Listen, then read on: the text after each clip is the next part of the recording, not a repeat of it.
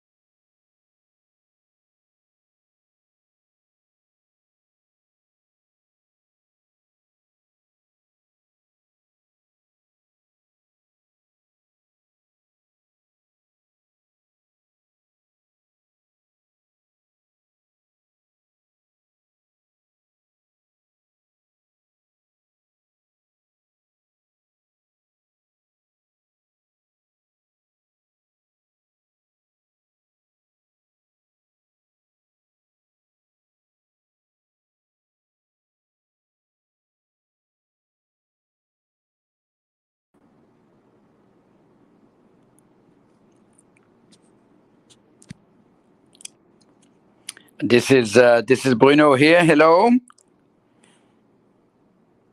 Hello. This is Mark. Hey, Mark.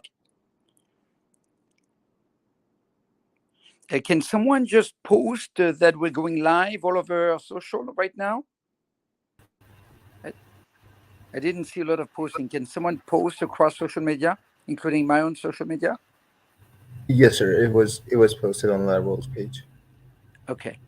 And what about my LinkedIn and my Twitter? From your personal account, I have to check that. Let me check that. Okay. Okay. And is Neil on? Hey, Neil. Not yet. Okay. Hi, everybody. Hello. Hi. Hi, there, buddy. Hi, Bruno. Hi, Dan. Hey everyone. Are we live?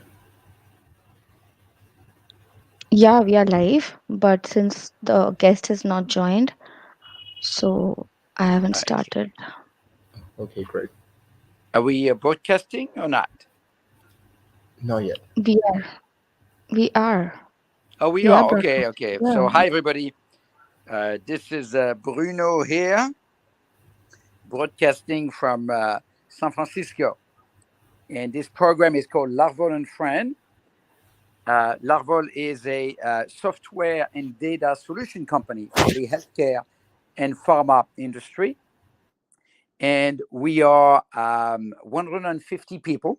We're completely remote. And once a week, we have this podcast called LARVOL and Friend. We are interviewing someone in our community, sometimes directly related to what we do, sometimes actually unrelated to what we do. We interview artists and people in the field of NFTs, of crypto assets, or healthcare data, and so on. And we're going to pause for a second to make sure that our guest can join in. And if he cannot, then we'll adjust.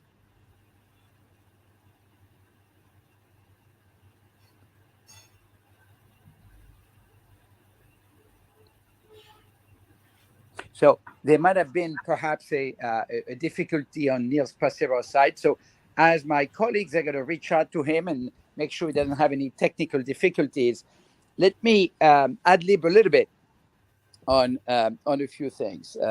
The first thing is that I appreciate everybody who's listening right now. Feel free to follow us and me on social media. One of my objectives is that I feel Larval should be the most um, extroverted social company. So I'm trying really to um, reach out and post a lot personally, and also as a company to be um, very contributive of content, of interviews, of even sometimes our internal deliberation about important decisions. And I feel it's part of building a community, because at the end of the day, a company is a community. It's a unique type of community, but it's a community with part of it being insiders and part of it being outsiders, customers, partners, people who know you, people who know the company. And what I feel is that increasingly it's a blurry line between people inside and people outside. And social media is not perfect, but social media, of course, create drastic new possibilities of communication, connection, and creating communities. And this is why I've been so enthusiastic about what these new platforms can do in building a business and building a community. So let me pause, and my colleague Mark and Deputy and others are here with me. And first, they can update me on whether Neil is going to be able Neil to. has joined. Hi, Neil has Neil. joined. Okay. Hey, Neil, how are you? Hi, Bruno. Good morning.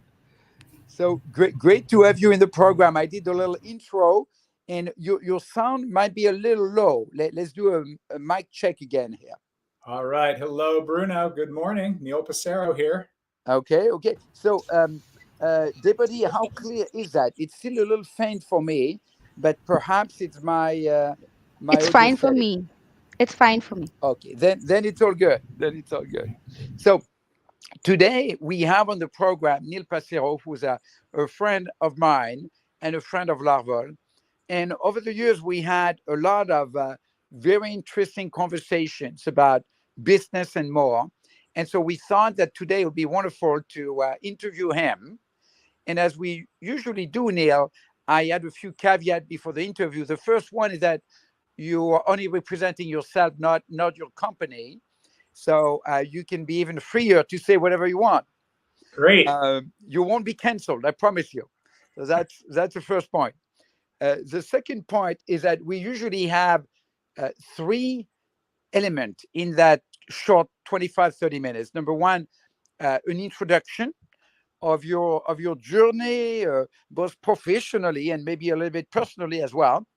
Number two, a discussion about a topic of interest today. And today, the topic that we picked is creating culture through purpose, energy, creativity, and connection. And so our goal is going to be able to address that in 15 minutes. I think we can have the Cliff Notes version of that. And then what we like to end with is a take-home phrase, a take-home message that you can share with our audience. Essentially, the one thing that you want them to remember from this call. So these are the three elements today. Great. Got it, Bruno. Thank you.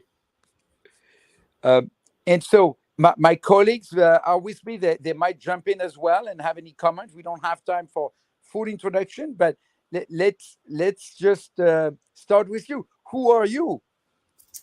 Who am I? Bruno. I'm Neil Passero, and I am a lifetime entrepreneur. I've lived in Silicon Valley for the past 30 years, and I've been involved in the creation of a number of different businesses and business categories, primarily focused on the marketing and sales technology space, as well as services businesses and data businesses that help leaders sell more, helping their business to business sales and marketing teams operate more effectively. So that's been my professional journey. I've been blessed to work with some of the most amazing people in Silicon Valley. I've had the chance to work directly with Larry Ellison and Tom Siebel, Mark Benioff, and a wide variety of other luminaries, as well as thousands and thousands of other executives that are trying to connect, trying to help other people effectively through their work. At least that's how I see it. That's how I've come to see what the work of selling is. It's really about being of service to other people. And it is a challenge to get their attention because we are in a culture that gets sometimes in the way of people connecting at a deeper level. So I've come to really explore what connection means and what my own experience of being a sales leader, being a person who started my career using the telephone to connect with people and set appointments and create business, create opportunities, pipeline. How does that really work? What has my experience been like, and what have I learned over the last 30 years? And I'm excited to share a little bit more about some of the Cliff Note things that I've come up with.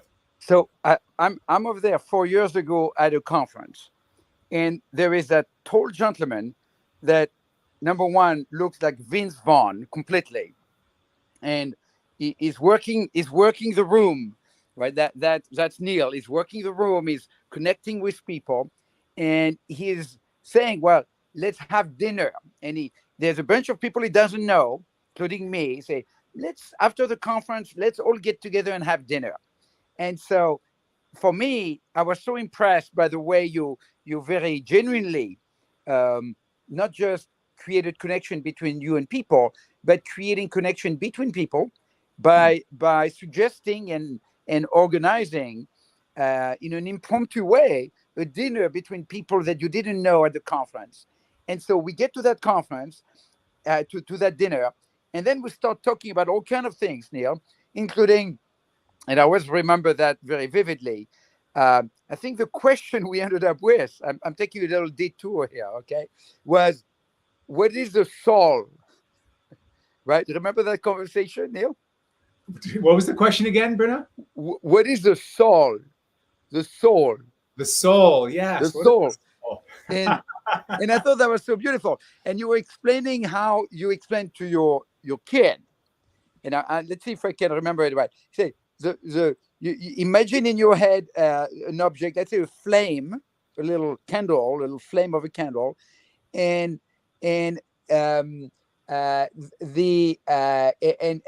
say in your head the name of that object without using word. That voice is your soul. I'm probably completely butchering the analogy, but you said it so beautifully. Is that did I completely change the story? No, Bruno. You have actually already helped me define what my last sentence of this is going to be, and that is, remember that you forget. I did not remember that, but I know what you're talking of, because I do try to explain these things to my kids, or at least explain them in a way that my kids can understand. And boy, in that story, which I really appreciate you reflecting on and remembering, I feel really happy over here that you remember me that way, number one. And it says a lot about, what I did not know that I really knew, even then. Yes. So yeah, thank you for seeing me as a person who loves human beings and loves to connect people. My calling, my purpose in life, Bruno, is people are connected. Mm-hmm. And so for part one of our title here, purpose, each of us has a calling, a reason why we're here on earth, something that's very fundamental that in the language of my great mentors, Jeff Wilmore and Richard Condon, say, something that creates a world. So people are connected creates my world. And these guys have helped me to see that more clearly. And it's something that I already had, something that I did, but it wasn't very conscious. So now that I've made that a little more conscious, you should see me now, Bruno. That was fun a few years ago when I didn't know that I knew. Now that I know, and I'm living in creating that world, it's totally different. So, thank you. Yeah, and just to make the other thing that make me think about, and that applies to both parenting and people in business, is that you never know what people are going to remember about what you do or what you say, whether it's to your kids or to your friends or to your acquaintances. And you never know. They might remember that little thing that maybe you didn't even remember that you said, and that's going to have an impact on people in ways sometimes we don't predict. I agree. And I think that brings us to, what is culture? I mean, what is the soul right? What is culture? I think they're kind of similar conversations in the sense that one cannot grasp what culture, you can't hold it. You think you know it, you may know it, you experience it certainly, but where does it come from? Where does it emanate from? It's kind of like what you just said. It exists in language. We're creating culture right now, Bruno. You're creating that here in this conversation with me. So I'd say, what is culture is a really important question to stop and consider. I really don't know. I'm not a culture expert. I'm a sales and marketing expert that's very curious about how people work together. How people work together creates cultures, and it emerges in each conversation, which, it's a big thought, but each word matters.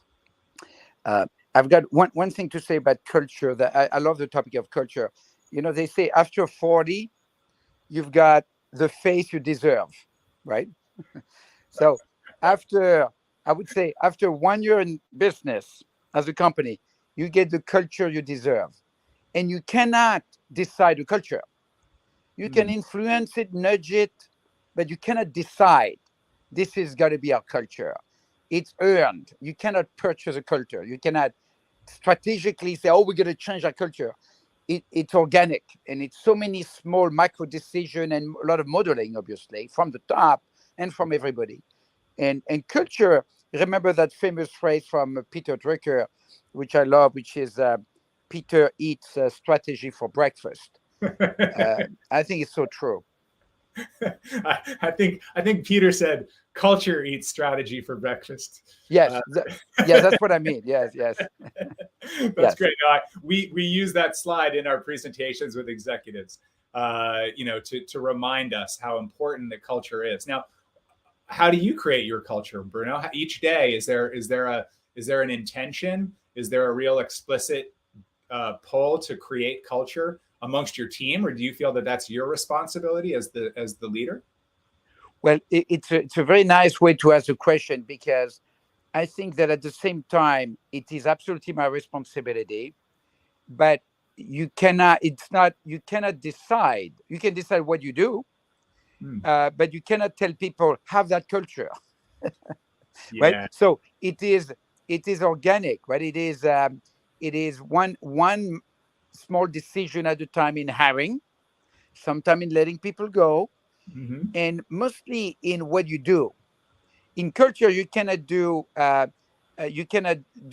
say do what I say, not what I do. Whatever the top management does is essentially the culture, because it gets amplified as a as something that could become beautiful or could become not so beautiful, but it gets amplified in an organization. It's like a magnifying glass, I think, of what the leaders of the company does. That's wonderful. The way I think about it, having, right, is kind of the outcomes that we get. The doing is the actions that we're taking, and the angle that has landed very heavily over here, and is very important, is how are we being? So when I say my calling is people are connected, I am being that and creating a world around that. And that is a sort of North Star that enables my actions, my doing, to be in integrity and alignment, connected to that. So that's how, you can, from the top down, when leaders understand their calling, they can define the mission of the business, the calling of the business more effectively. And when people inside of the organization are clear on their calling, then there's a greater chance of alignment. Culture is not, an accident. So the intention of creating that alignment matters a lot. And some people might call this, kind of woo-woo or touchy-feely. But in fact, very, very high performance organizations do this, sometimes very naturally. Sometimes leaders can do this sort of innately, intuitively, but commonly they're learning this. And more great leaders are very consciously learning this technique themselves and then applying it into their business.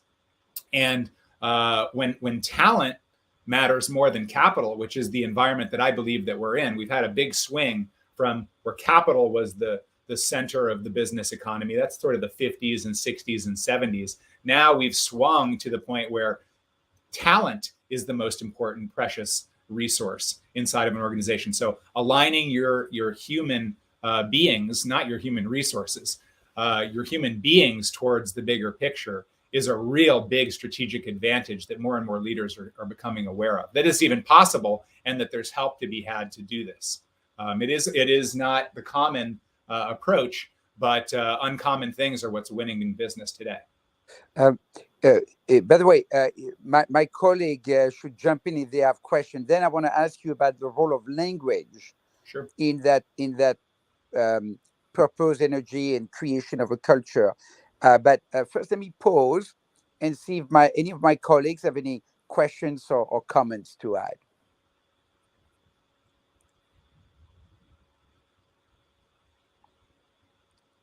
Right. And we might come back to them a little bit later. What's the role of language, you would say, in your experience working with Larry Ellison, Benioff, and not yet Bruno Larvol, though. That's the one you're still trying to work with. But hopefully that will happen soon. So you'll have all the top leaders lined up. But what have you learned about the role of language? Is it like, are people too sensitive to language, or not sensitive enough, just to make it into maybe a controversial angle? I'm glad to be controversial, and thank you for that opportunity to do so. My dear friend and colleague Todd Lash said to me, people love in corporate environments to dwell in ambiguity.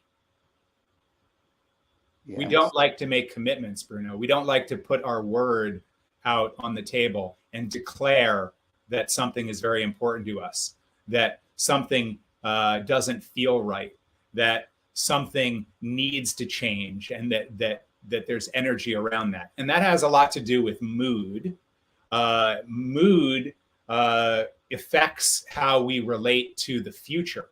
We make assessments about the future commonly that are either open or closed. So I'll start in terms of language as an expression, and it comes from our thinking, and that thinking is generated from what happens inside our body, this incredible sensory machine that we've got that hears, that sees, that smells, that tastes, that touches. And so, we all sit here floating on a rock in the universe, and we interact together and things happen. And it's quite amazing to think that actually sound is touching, right? We have little hairs in our ears that vibrate and that tell us, what is happening outside of us. Waves become a physical sensation in our ears. Same with light hitting our eyes. It's actually it's touch. It's a light wave that hits our eyes that is effectively touched and created chemical signals inside of our mind. So imagine that that's how we exist fundamentally as these sensory beings, right? So we went down from expression of language into mood in the mind, down to the senses. Now we'll kind of build back up.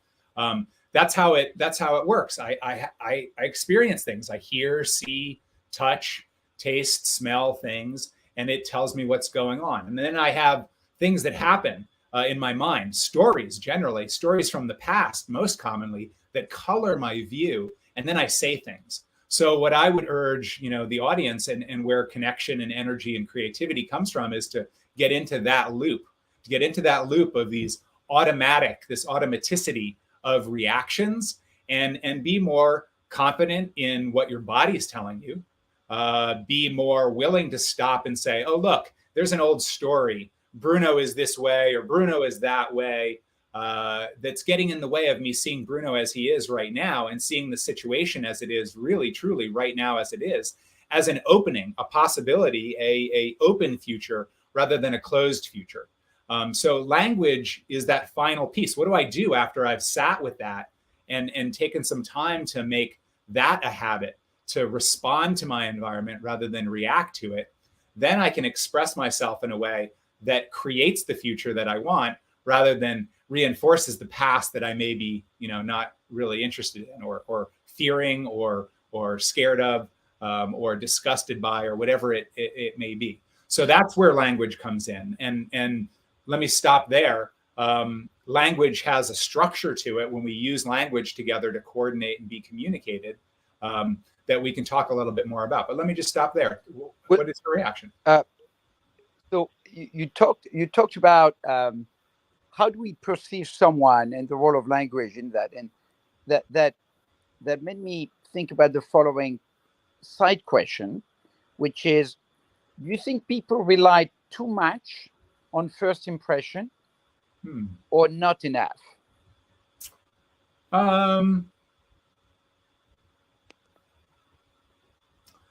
I think rely on it. I don't know. Do we get first impressions? Of course, every time. Do we listen to them and really take the time to see how our past is influencing what is right in front of us?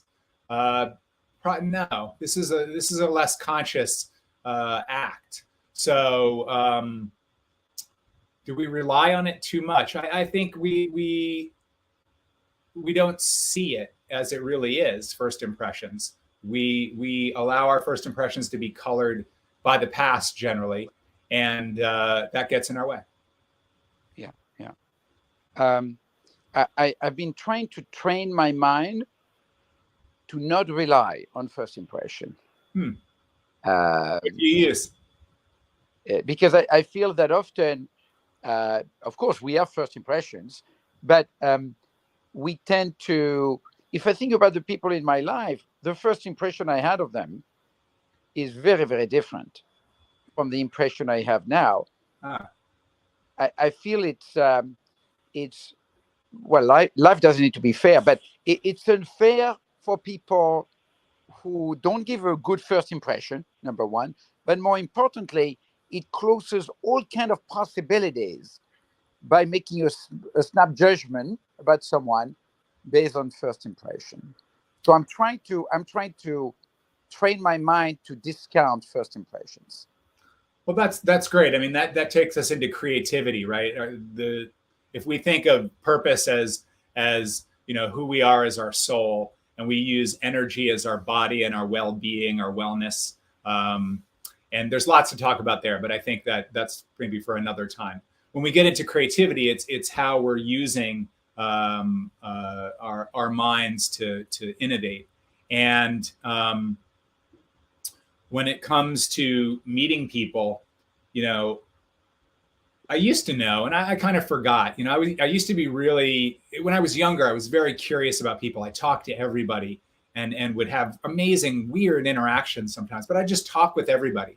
And as I got to be a professional and, ran around in cities with my suit on, got kind of important and forgot about, everybody that I walked by being another person, and lost some of that curiosity. So, where my eyes have been opened in the last 10 years or so, is being curious. Everybody has something to teach us. There's a lesson everywhere.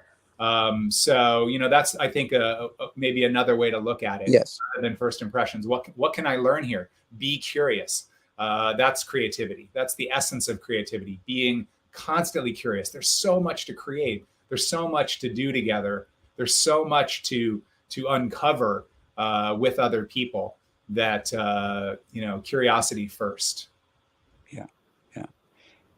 And going back to the starting point with our dinner and the image you described for me, that's what children have. They have they have natural curiosity without intent. They're not trying to learn. Actually, they're not trying to advance their career. They're just curious.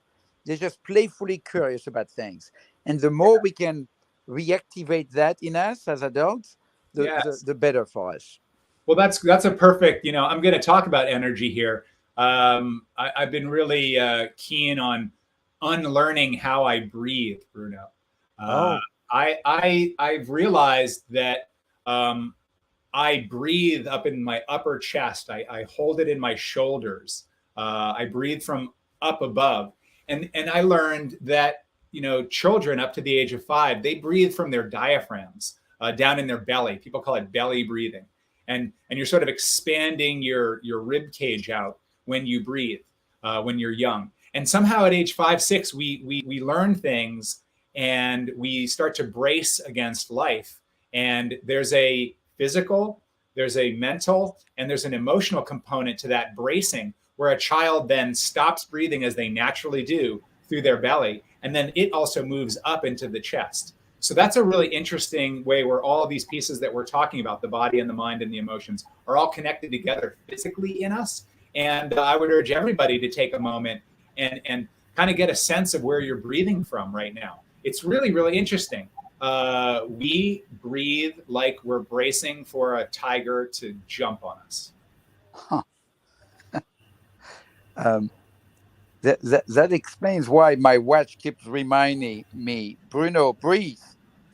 It's true. It sounds silly and it sounds simple, but it's not. It's a lifetime to master. And I'm only just beginning, so I'm happy to share this. I'm no master of this stuff. It's just things that I'm becoming aware of that bring me energy and joy and creativity and connection, that I'm just pleased to have a chance to share with you and everybody else. And I know we're getting toward the end. Of course, such a vast topic. We could spend a lot of time, and we'd love to have you again down the road, by the way, and continue this conversation. But now it's time for the last word with Neil today. The one thing that our audience can remember from this, and of course we never know again what they'll remember, but at least there is one thing that maybe you can emphasize from today. I will, and I said it earlier. Errol Morris made an incredible film with Donald Rumsfeld called The Unknown Known, and I love that film so much. And basically, Bruno, what I would leave you with is, we all know so much. We all know what we need. We know what we value. We know what's important to us. But simply we forget. So I'll leave the audience with, remember that you forget. I love it. I love it. Now, who said that? Should we say Neil Passero, or who crafted that phrase? Remember that you forget. I'll attribute that to a dear friend of mine who's passed a few years ago, who taught me that. All right. That's a beautiful phrase. Neil, thank you very, very much for joining us today on LARVOL and Friends. Thank you very much, and I hope you follow us next week. And I hope that you join us again later. Pleasure to be here. Thank you for inviting me. Bye-bye. Thank you. Thank you so much.